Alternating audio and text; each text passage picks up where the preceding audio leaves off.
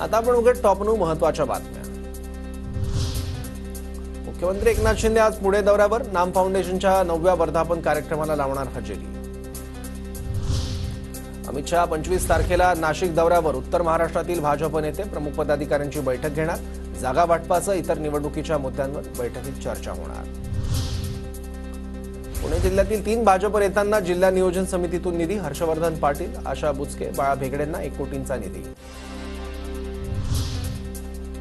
स्वच्छता दिनानिमित्त जुहू चौपाटीवर स्वच्छता मोहीम। मुख्यमंत्री शिंदेंकडून जुहू चौपाटीवर सफाई।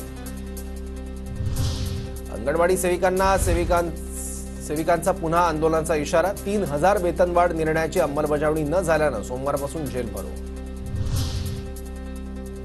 1ली ते 10वी, 8वी ते 10वी, 8वी ते 12वीच्या शाळांमधील मुख्याध्यापक पदासाठीच्या संच मान्यता निकषात बदल। मुख्याध्यापक पदासाठी 100 विद्यार्थी असावे लागणार। ईडब्ल्यूएस प्रमाणपत्र सादर करण्यासाठी मुदत वाढवून द्या। विद्यार्थ्यांची सीईटी सेलकडे मागणी।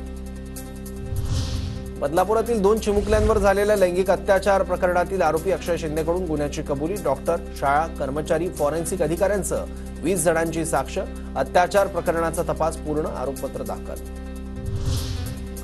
राज्यात आठवडाभर पावसाची शक्यता। हवामान खात्याचा अंदाज। अंदमान बेटाच्या उत्तर भागात हवेची चक्रीय स्थिती।